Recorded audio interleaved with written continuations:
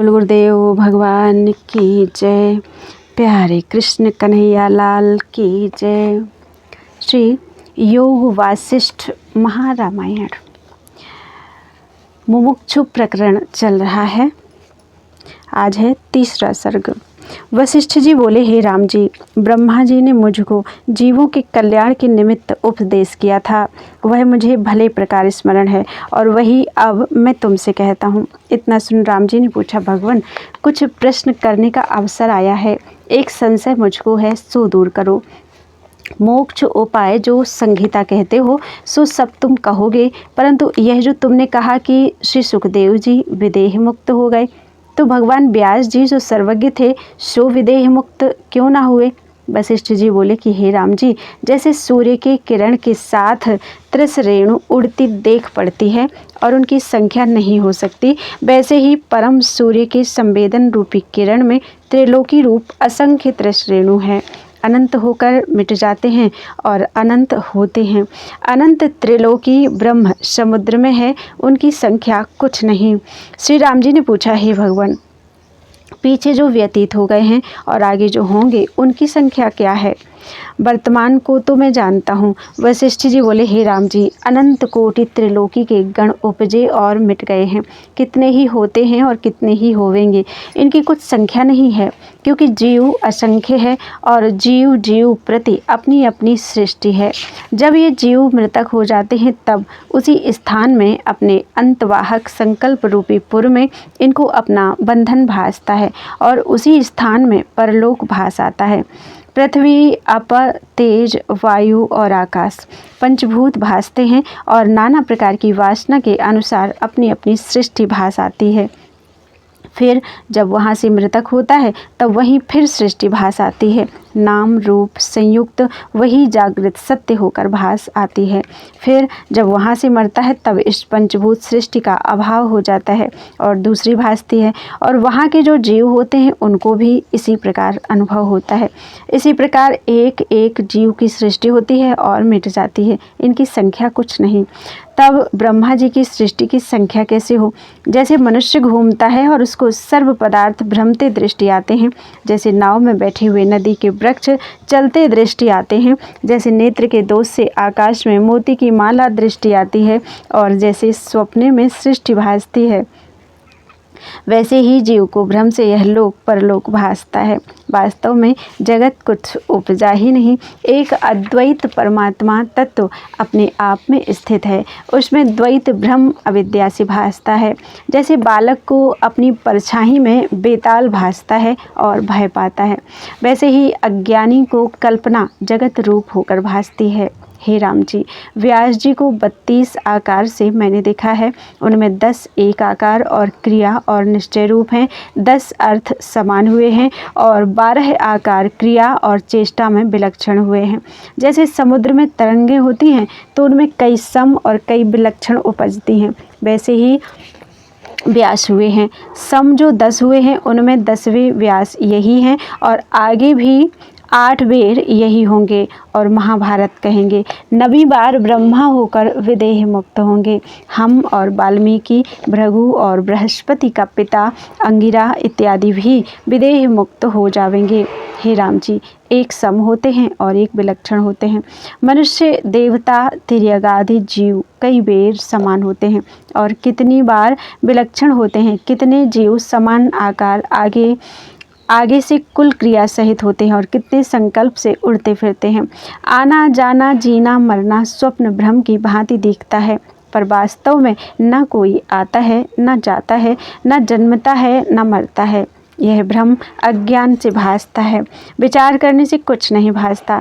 जैसे कदली का खंभ बड़ा पुष्ट दिखता है, पर यदि खोल के देखो तो कुछ सार नहीं निकलेगा, वैसे ही जगत भ्रम अविचार से सिद्ध है, विचार करने से कुछ नहीं भासता। हे राम जी, जो पुरुष आत्मसत्ता में जगा है उसको द्वैत भ्रम नहीं भासता। वह आत्मदर्शी, सदा शांत आत्मा, परमानंद स्वरूप और इच्छा से रहित है। जैसे जीवन मुक्त को कोई चला नहीं सकता, वैसे ही व्यास देव जी को सदेह मुक्ति और विदेह मुक्ति का कुछ इच्छा नहीं, वे तो सदा अद्वैत रूप हैं। हे राम जी, जीवन मुक्त को सर्वत्र सर्वात्मा पूर्ण भासता है। वह तो स्वरूप सार शांति रूप अमृत से पूर्ण और निर्वाण में स्थित है। इति श्री योग वासिष्ठे मुमुक्षु प्रकरणे असंख्य सृष्टि प्रतिपादन नाम तृतीय सर्गः। बोलो वृंदावन बिहारी लाल की जय। इतना कहकर वशिष्ठ जी बोले, हे राम जी, जीवन मुक्ति और विदेह मुक्ति में कुछ भेद नहीं। जैसे जल स्थिर है तो भी जल है और तरंग है तो भी जल है, वैसे ही जीवन मुक्ति और विदेह मुक्ति में कुछ भेद नहीं है। हे राम जी, जीवन मुक्ति और विदेह मुक्ति का अनुभव तुमको प्रत्यक्ष नहीं भासता, क्योंकि स्वसंवेद है और उनमें जो भेद भासता है सो असम्यक दर्शी को भासता है, ज्ञानवान को भेद नहीं भासता। हे मनन कर्ताओं में श्रेष्ठ राम जी, जैसे वायु स्पंद रूप होती है तो भी वायु है और निष्पंद होती है तो भी वायु है, निश्चय करके कुछ भेद नहीं। पर और जीव को स्पंद होती है तो भासती है और निष्पंद होती है तो नहीं भासती। वैसे ही ज्ञानवान पुरुष को जीवन मुक्ति और विदेह मुक्ति में कुछ भेद नहीं। वह सदा अद्वैत निश्चय वाला और इच्छा से रहित है।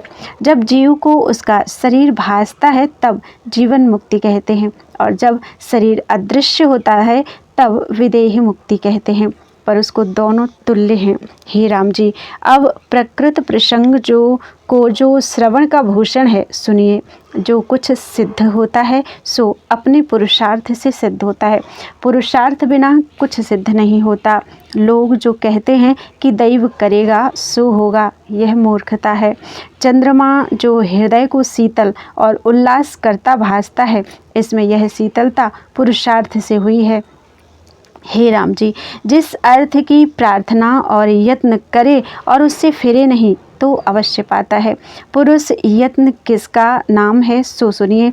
संतजन और सत्य शास्त्र के उपदेश रूप उपाय से उसके अनुसार चित्त का विचरना पुरुषार्थ है, अर्थात प्रयत्न है, और उससे इतर जो चेष्टा है उसका नाम उन्मत्त चेष्टा है। जिस निमित्त यत्न करता है सोई पाता है। एक जीव पुरुषार्थ अर्थात प्रयत्न करके इंद्र की पदवी पाकर त्रिलोकी का पति हो जाता है, पति हो सिंहासन पर आरूढ़ हुआ है। हे रामचंद्र, आत्म तत्व में जो चैतन्य संबित है सो संवेदन रूप होकर फुरती है, और सोई अपने पुरुषार्थ से ब्रह्म पद को प्राप्त हुई है। इसलिए देखो, जिसको कुछ सिद्धता प्राप्त हुई सो अपने पुरुषार्थ से ही हुई है। केवल चैतन्य आत्म तत्व है, उसमें संवेदन स्पंद रूप है। यह चित्त संवेदन ही अपने पुरुषार्थ गरुड़ पर आरूढ़ होकर विष्णु रूपी होता है और पुरुषोत्तम कहता है, और यही चित्त संवेदन अपने पुरुषार्थ से रुद्र रूप हो अर्धांग में पार्वती, मस्तक में चंद्रमा और नीलकंठ परम शांति रूप को धारण करता है। इससे जो कुछ सिद्ध होता है सो पुरुषार्थ से ही होता है। हे राम जी, पुरुषार्थ से सुमेरु का चूर्ण किया चाहे तो वह भी कर सकता है। यदि पूर्व दिन में दुष्कृत किया हो और अगले दिन में सुकृत करे तो दुष्कृत दूर हो जाता है। जो अपने हाथ से चरणामृत भी नहीं ले सकता, वह यदि पुरुषार्थ करे तो वह पृथ्वी को खंड खंड करने को समर्थ होता है। इति श्री योग वासिष्ठे मुमुक्षु प्रकरणे पुरुषार्थो क्रमो नाम चतुर्थ सर्गः। बोलो वृंदावन बिहारी लाल की जय। त्वदीयं वस्तु गोविंद तुभ्यमेव समर्पये, तेन त्वदङ्घ्रि कमले रतिं मे यच्छ शाश्वतीम्।